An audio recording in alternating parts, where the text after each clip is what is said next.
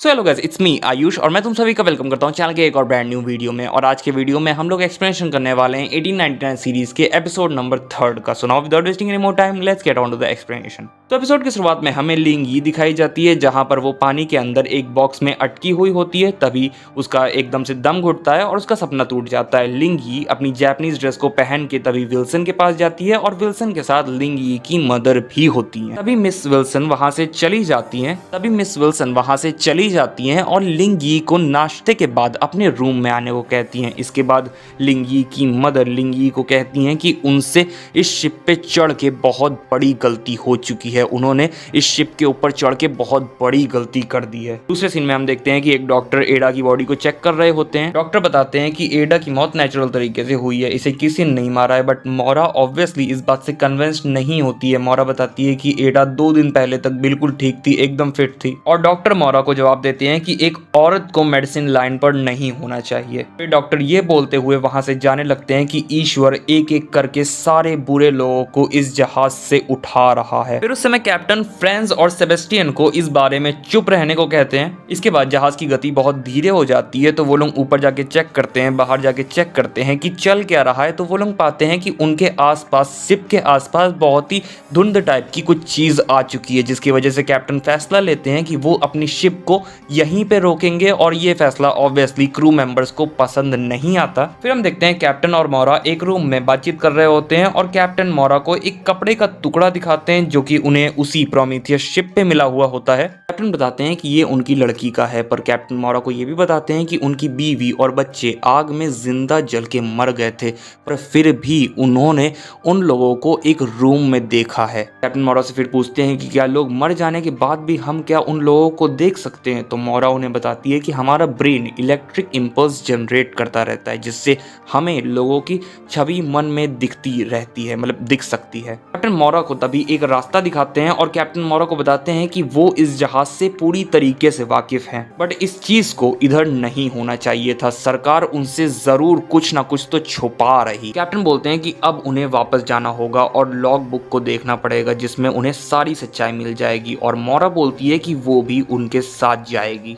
बस सीन सिर्फ होता है, हम देखते हैं लिंग यी मिस विल्सन के रूम में पहुंच जाती हैं और मिस विल्सन लिंग यी को अपने कपड़े उतारने को कहती हैं। मिस विल्सन लिंग यी को चेक करने लगती है और लिंग यी को देखकर वो बताती हैं कि लिंग यी तो वर्जिन है। तभी हमें पता लगता है कि लिंग यी ने किसी को मारा है और आज वो उसी की जगह खड़ी है। विल्सन उसे 8 बजे तैयार रहने को कहती है और वहां से चली जाती है। इसके बाद सीन शिफ्ट होता है, हम देखते हैं कैप्टन और मोरा उस जहाज की ओर चल पड़ते हैं। फिर हम देखते हैं सेबेस्टियन अकेला होता है, तो वो प्रोमीथियस से आए हुए सिग्नल को एक जगह डाल देता है। तभी हम देखते हैं मोरा के रूम में वही छोटा बच्चा उस ट्रायंगल को लेके बेड के अंदर चला जाता है। सीन कैप्टन और मोरा की तरफ चला जाता है, जहाँ पे कैप्टन मोरा से पूछते हैं कि मोरा का क्या कोई बच्चा वगैरह है कि नहीं, जिसका मोरा जवाब देते हुए बताती है कि कुछ सालों पहले उसका मिस कैरेज हुआ था, जिसकी वजह से वो मां नहीं बन सकती, घर भी नहीं जा सकती क्योंकि अब उसका कोई नहीं है। इसके बाद सीन सीट होता है, हम देखते हैं लिंग यी और उसकी मॉम के बीच में थोड़ी बहुत आर्ग्यूमेंट चल रही होती है। लिंग यी बताती है कि जब कुछ आदमी आपके लिए आया करते थे तो आप मुझे कैद कर देती थी, जिसपे लिंग यी की मॉम जवाब देती है कि वो नहीं चाहती थी कि उनकी लड़की भी उनकी राह पे चले, इसीलिए मैं तुमको बंद कर देती थी। और अब हमें यहाँ पे पता चलता है कि लिंग यी की मॉम एक्चुअल में एक वैश्या रह चुकी हैं। जिसके बाद हम देखते हैं कि लिंग यी वहां से भागकर जहाज के डेक पर चली जाती है, जहां पर वो एक जगह में छुप जाती है। इसके बाद हमें एक फ्लैशबैक दिखाया जाता है, जहां पर हम देखते हैं कि लिंग यी उसकी दोस्त को बेहोश कर देती है और फिर लिंग यी और उसकी मॉम मिलकर उसकी दोस्त को एक बॉक्स में बंद करके उस बॉक्स को पानी में फेंक देती हैं। डिस्टर्बिंग बात ये रहती है कि वो लड़की उस बॉक्स के अंदर एक्चुअल में जिंदा होती है जब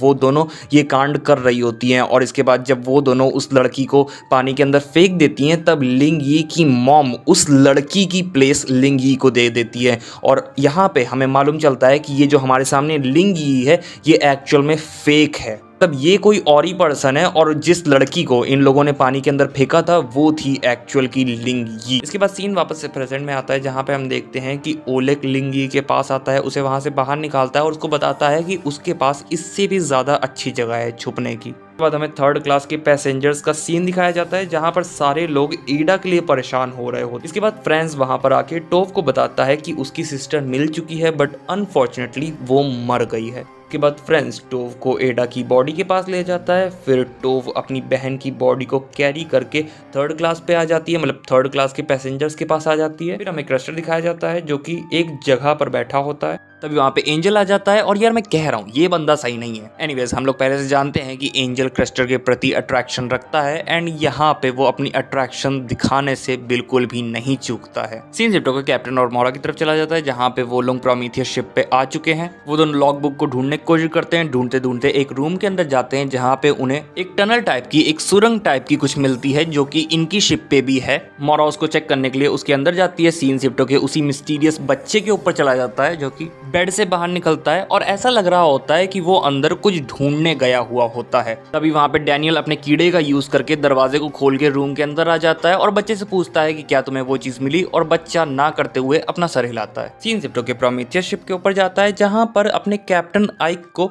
यही सवाल खाया जा रहा होता है कि आखिर इस टनल का मतलब क्या। कैप्टन आइक मोरा को बताते हैं कि कुछ समय पहले एक बहुत ही बड़े बिजनेसमैन नेम्ड हेनरी सिंगलटन ने 3 शिप्स को खरीदा था और उन शिप्स को खरीदने के बाद उनका कम्युनिकेशन सिस्टम को अपग्रेड करवाया था। और ये जो शिप पे ये जो लोगो है ये उन्हीं की कंपनी का लोगो है। बट आई गेस कि उन्होंने कम्युनिकेशन सिस्टम के अलावा भी और भी बहुत सारी चीजों में मॉडिफिकेशन करवाया है। सीन शिफ्ट होता है, हम देखते हैं ओलेग लिंगी को एक ऐसी जगह लाता है जहां वो काफी आता जाता रहता है। ओलेग लिंगी को वहीं रोक के उसके लिए खाना लेने के लिए चला जाता है। बट ओलेग के जाने के बाद लिंगी के अराउंड कुछ फॉग टाइप की चीज आ जाती है, कुछ धुआं टाइप की चीज आ जाती है एंड लिंगी को अपने पास्ट का फ्लैशबैक आता है जहां पे वो अपनी दोस्त मेमे को थोड़ी सी बेहोशी की दवा देना चाह रही थी जिससे वो बेहोश हो जाए और अपनी लिंगी उसकी जगह लेके, अपनी दोस्त की जगह लेके अमेरिका चली जाए। बट लिंगी गलती से कुछ ज्यादा ही बेहोशी की दवाई डाल देती है जिसकी वजह से मेमे मर जाती है। ओलेग लिंगी को होश में ले आता है और लिंगी ओलेग से बोलती है कि लिंगी जैसे लोगों को बड़े सपने देखने का कोई हक नहीं है। इसके बाद सीन शिफ्ट होकर क्रस्टर पे जाता है जहां जब वो थर्ड क्लास में वापस आता है तो उसे मालूम चलता है कि उसकी छोटी बहन एडा अब इस दुनिया में नहीं रही, जिससे सदमे में आके वो शिप के दरवाजे और खिड़कियां तोड़ने लगता है। फिर टोव उसे किसी न किसी तरीके से समझा के शांत कर लेती है। इसके बाद फ्रेंड्स वहां से निकल के लोअर डेक से निकल के थोड़ा ऊपर जाता है जहां पे उसे देखने को मिलता है कि कुछ लोगों की लाशें पड़ी हैं जो कि सेम टू सेम एडा की तरह ही मरे हुए हैं। सीन शिफ्ट होकर प्रोमीथियस शिप की तरफ चला जाता है जहां पे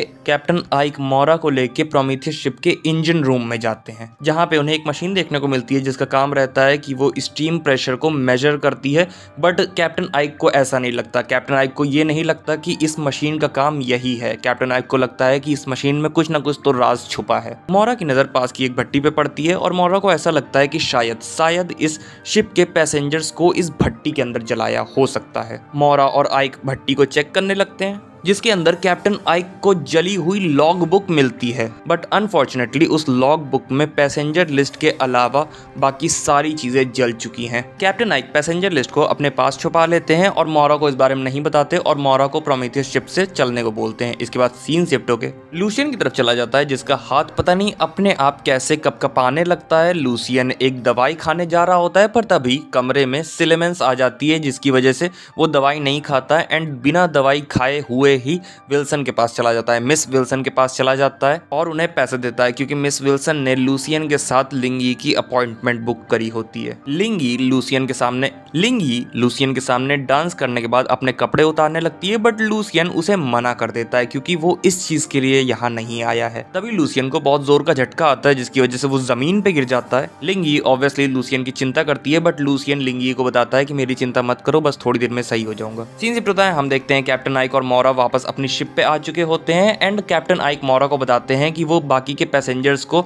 ये प्रोमीथियस शिप वाली बात ना बताए। सीन शिफ्ट होकर फ्रांस की तरफ जाता है जहां पे उसे रिसर्च करने के बाद और भी बहुत सारी डेड बॉडीज मिलती हैं एंड जिसकी वजह से वो बहुत ज्यादा गुस्सा हो जाता है और सेबेस्टियन के मना करने के बावजूद सेबेस्टियन उसे समझाने की कोशिश करता है कि बगावत ना करो बट तब भी वो नहीं मानता और कैप्टन आइक के खिलाफ बगावत चालू कर देता है। फ्रेंड्स लोअर डेक में जाके वहां के साइड लोगों को अपनी तरफ करता है और ओलेग ये सब देख के कैप्टन आइक को इन्फॉर्म करने के लिए जा रहा होता है, बट फ्रांस के आदमी उसे पकड़ के उसे चेन्स में बांध देते हैं, जहाँ पे जेरोम भी होता है। सीन शिफ्ट होता है, हम देखते हैं एंजल रेमिरो के पास आके उसे बताता है कि फ्रांस ने कैप्टन आइक के खिलाफ बगावत चालू कर दी है। और रेमिरो एंजल के ऊपर गुस्सा है क्योंकि रेमिरो को मालूम चल गया है कि एंजल और क्रेस्टर के बीच में अफेयर चल रहा है। रेमिरो एंजल को बोलता है कि तुम्हारी इन्हीं सब हरकतों की वजह से, तुम्हारी इन्हीं सब करतूतों की वजह से मुझे पहले भी एक आदमी की जान लेनी पड़ी थी और आज मैं उसके कपड़े पहन के घूम रहा हूँ। एंजल जवाब देता है कि मैं अपना नेचर नहीं बदल सकता, जिसे सुन के रेमिरो बहुत ही गुस्सा हो जाता है और गुस्से में ही रूम को लीव करके कैप्टन आइक को फ्रांस की